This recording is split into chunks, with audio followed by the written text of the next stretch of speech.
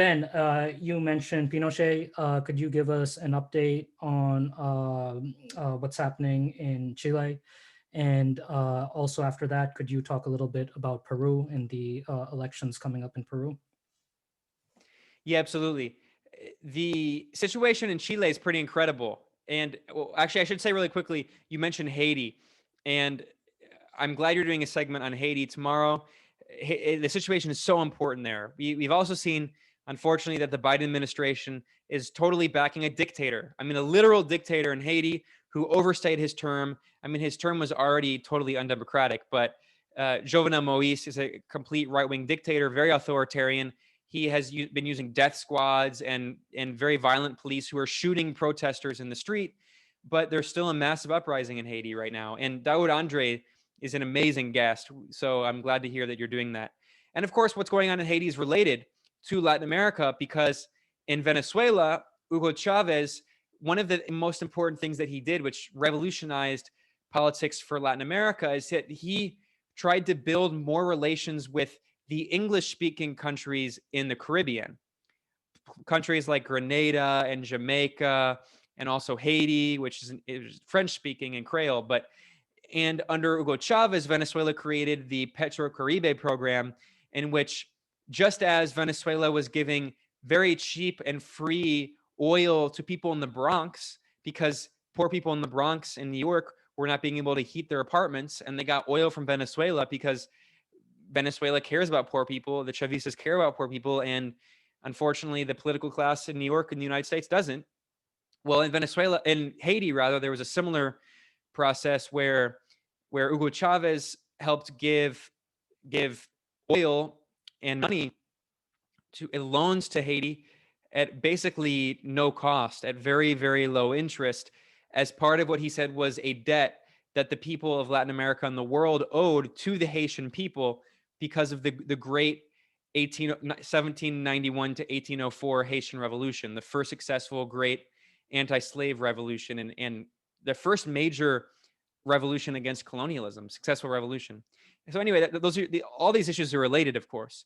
Now, getting to Chile, it's a pretty incredible situation. In 2020, the Chilean people had a referendum and they voted to rewrite the constitution. Let's keep in mind that Chile never had a de-Pinochetization program, meaning that Pinochet came into power on the first 9/11 attack, if you will, September 11th, 1973. The CIA helped orchestrate and back a coup against the democratically elected Marxist president Salvador Allende, and he died. He was likely killed. I mean, people say he committed suicide. He was actually likely killed. But regardless, even if he did commit suicide, which I'm skeptical about, he was still killed by the U.S. coup. And Pinochet came into power and had a fascist dictatorship. And he continued into power. And even after he left power, there was never a process of de-Pinochetification. The Constitution created under the Pinochet regime is still the Constitution right now in 2021 in Chile.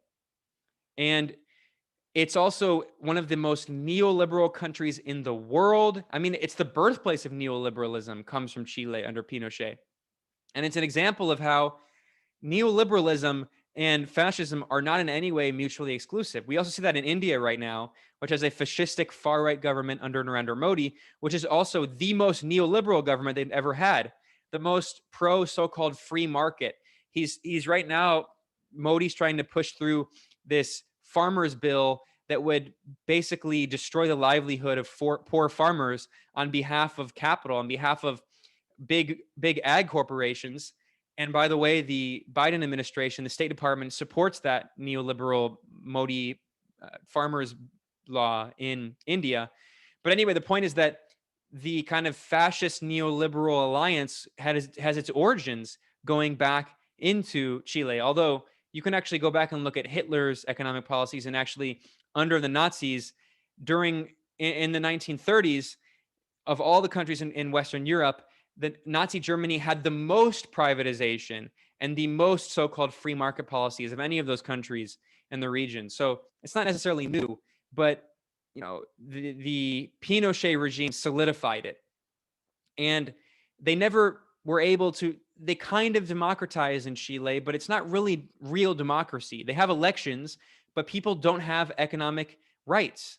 They don't have even some of the very basic programs in the United States that we have. I mean, in the United States, we have very few social programs. Unlike in most countries, in industrialized countries, they have healthcare and education and all these things. In Chile, water is privatized. Everything is privatized in Chile. It is the most privatized neoliberal country in the world.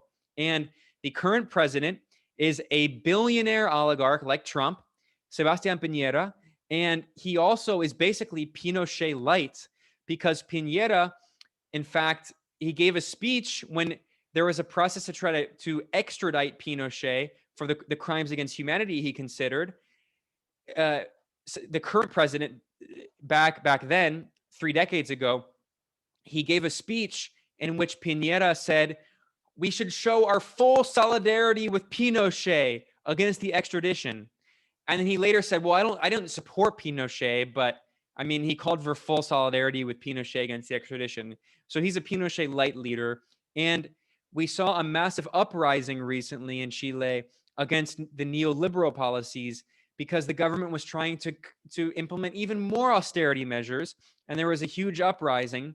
And the government of Piñera in Chile responded with massive violence.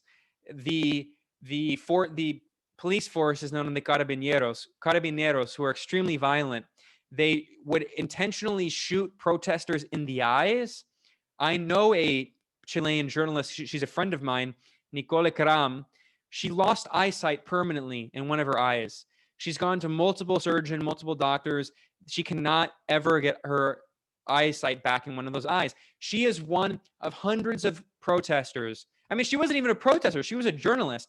She's one of hundreds of Chileans who have permanently had their eyesight damaged because of the Chilean forces brutally cracking down violently on anti-neoliberal protests. And by the way, during that very violent crackdown, Piñera himself gave a speech in which he quoted basically Pinochet and said, we are at war, and he's talking about being at war against his own people. He's saying that they're not protests, that they're a war. He also blamed the protests on Venezuela and Nicaragua and Cuba, as the Trump administration called it, the so-called troika of tyranny. And it's not a coincidence that those are the only 3 countries with were the only countries with socialist governments remaining in the region until Bolivia came back. And by the way, the Secretary General, the coup plotting Secretary General of the Organization of American States, Luis Almagro, he also formally accused Cuba and Venezuela of being behind the progressive protests in Chile. I mean, just showing how much of a farce, how much of a fraud the OAS Secretary General is. So the situation there is very bad, but there's an election coming up. And oh man, you can bet that Washington, that the US government is terrified right now, shaking in their boots, because the most recent poll shows that who is the leading candidate for the upcoming presidential election in Chile? Drum roll, it is the candidate from the Communist Party of Chile. So goes to show that as much as the US can try to destroy the left in Chile and overthrow democracy, all the leading polls show that the top candidate leading in the presidential election in Chile right now, and who's going to win if it's free and fair, is the candidate from the Communist Party. He's also, by the way, a Palestinian, and he strongly supports Palestine, and he has a very anti-imperialist foreign policy. The Chilean Communist Party is not a revolutionary communist party. They're like the Communist Party of Italy during World War II. After World War II, during the Cold War. The Italian Communist Party, they actually governed much of Italy, including Bologna, for decades. The Chilean Communist Party is very similar. I mean, they're kind of like, they're a socialist party with an anti-imperialist foreign policy, but they're leading in the polls. And then as for Peru, I mean, I don't want to be very pessimistic, but the reality is that the progressive forces in Peru have been really defeated. And you have to understand why you have to go back to the horrors of the war under the, I mean, just like the fascistic regime of Fujimori there. He was another kind of fascistic neoliberal leader, kind of like a Bolsonaro before Bolsonaro in Peru. And he helped carry out an extermination campaign against the left, partially because of this group Shining Path, the Communist Party of Peru, which was very like ultra left. I mean, they took things very hard. They also like waged a war against the left, and they killed a lot of leftists. I mean, it was a horror show in Peru, and unfortunately, the left wing forces there are very weak. And there actually there were two in Peru recently. There were massive protests going on, and there were two presidents who resigned in the span of a week. I mean, just massive political instability, huge protests going on. But the reality is that the left wing forces are very weak, and most of the candidates are pretty neoliberal there. So I don't want to be pessimistic, but Peru has its own history of, just an eradication of the left, which is kind of similar to Colombia. The violence against the left in Peru and the violence against the left in Colombia has been so extreme. And we're talking about thousands of people, not just persecuted, but literally killed.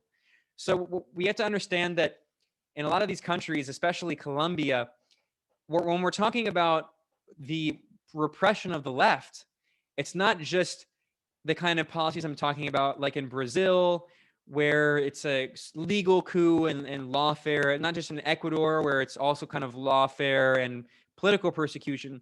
We're talking about mass extermination. And in Colombia in the 1980s, there was a kind of political genocide against the left, against this party called the Patriotic Union, La Unión Patriótica, and thousands of people on the left have been exterminated. So I have a lot of respect for people on the left in Colombia and Peru and and Chile, because in those countries they have suffered so much persecution that we can't even imagine it.